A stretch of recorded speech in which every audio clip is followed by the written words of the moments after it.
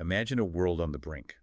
You've got empires clashing, religious tensions just boiling over. It really does sound like fantasy, doesn't it? But this was the reality setting the stage for the First Crusade. Exactly. And today we're diving deep into that period, 1095 to 1099, using the detailed history you've got there. Right. The goal is to pull out the key moments, the maybe surprising facts, give you a clear picture. And the big objective, the stated one anyway, was taking back the Holy Land, especially Jerusalem, from Islamic rule. Why was that so critical then? Well, a key trigger was the Byzantine Empire. They were significantly weakened. Ah, right, the Seljuk Turks. Precisely. After the Battle of Manzikert in 1071, Byzantium lost most of Anatolia. Constantinople itself felt threatened. So Emperor Alexios the Surskondinos reaches out. He does. Sends a plea for military aid to Pope Urban II. This is at the Council of Piacenza, March 1095. But he wasn't asking for a massive crusade, was he? Probably not. The sources suggest he likely just wanted some elite mercenaries, a manageable contingent. Okay, so Alexios wants maybe a few knights, but Pope Urban II, he runs with it. He absolutely does. Fast forward to November 1095, Council of Clermont. Urban transforms this request. Into a full-blown armed pilgrimage to liberate Jerusalem. Ooh. Wow, what was his angle? It's complex. There was genuine religious feeling, concern for Eastern Christians, the Holy Sepulchre. But political motives too, I assume. Oh, definitely. Boosting papal power was a big one. This is during the Gregorian reform period. Yeah. And redirecting all that knightly violence within Europe. The Peace of God movement, trying to get knights to stop fighting each other. Exactly. Send them elsewhere. Plus, the spiritual incentive was massive. He offered a plenary indulgence. Forgiveness of all sins, that's quite a motivator. Huge. You hear about the response at Clermont Deus Vult. God wills it. It clearly struck a chord. And that chord led, maybe unexpectedly, to the People's Crusade first in 1096. Yeah, before the main force got going. Led by figures like Peter the Hermit, Walter Sands-of-War. And this wasn't the professional army. Not at all. Mostly commoners, some lower-ranking knights.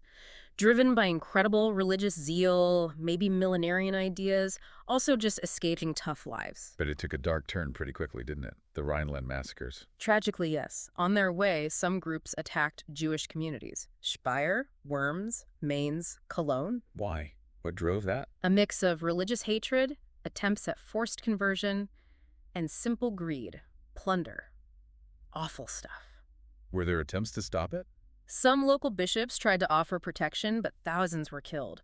It shows the kind of raw, dangerous energy unleashed. And the People's Crusade itself. It didn't end well. They reached Anatolia, disorganized, unprepared, and were basically wiped out by the Seljuks at Civitat in October 96. A brutal lesson.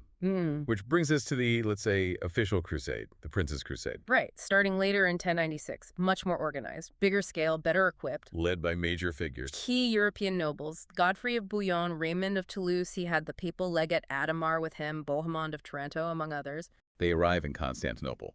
Tensions with Emperor Alexios. Immediately. Alexios wanted oaths of fealty, promises to return former Byzantine lands. And they weren't all keen on that. Not really. Raymond especially resisted. It created friction right from the start. First major objective. Nicaea. Yes, Siege of Nicaea, May-June 1097.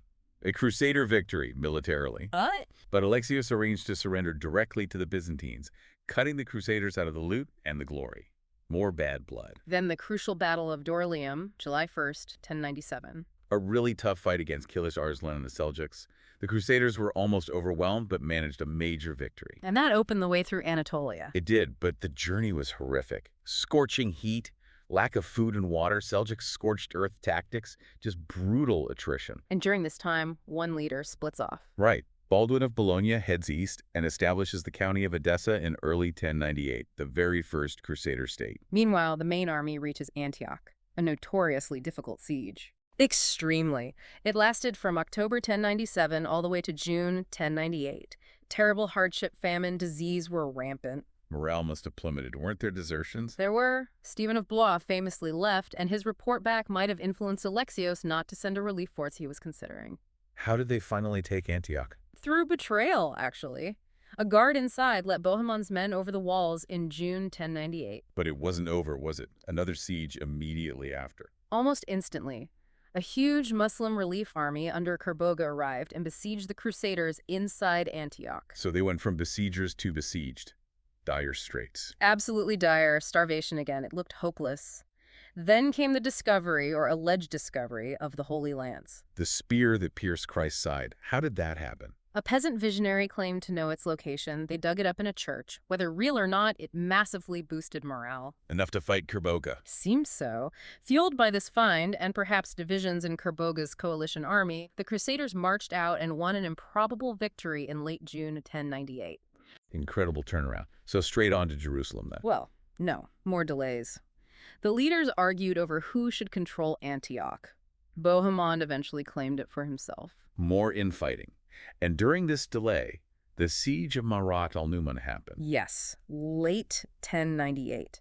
And this is where those horrific reports of cannibalism emerged, driven by desperate famine among the Crusader ranks. Grim stuff. Eventually, they pushed south towards Jerusalem. Finally, they marched down the coast, bypassed some cities, besieged Arca for a while, arriving outside Jerusalem in June 1099. The final goal. What was the siege like? Tough.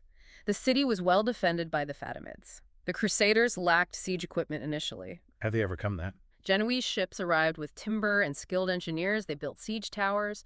There was also a famous religious procession around the walls. And the final assault? July 15th, 1099. They breached the walls. What followed, according to Crusader accounts themselves, was a horrific massacre. Of the city's inhabitants? Yes, Muslim and Jewish inhabitants.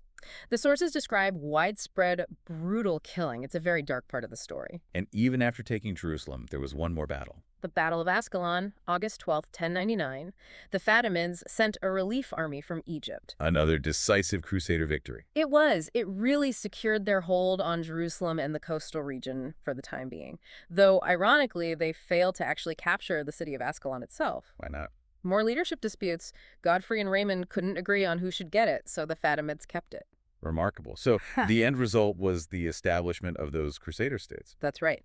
The Kingdom of Jerusalem, initially led by Godfrey, then Baldwin, plus Edessa, Antioch, and eventually Tripoli. 4 states carved out. So summing up, the First Crusade, it's this incredibly potent mix of religious fervor, raw political ambition, social pressures. Absolutely. It did achieve its main goal, capturing Jerusalem, but the cost was immense, both in lives and, well, in the brutality involved. And it leaves this complicated legacy, right? Some cultural exchange, sure, but also centuries of conflict. Definitely. You look at the unexpected elements like the People's Crusade popping up, the constant infighting among the unified crusaders, the sheer unlikelihood of it succeeding. It really makes you wonder, how did this one campaign, really quite brutal, lay the groundwork for so much future interaction and often conflict between West and East? That's the provocative thought, isn't it? What does this whole episode tell you, the listener, about the power of belief mobilized on such a scale and its often terrible consequences? We've only scratched the surface here today.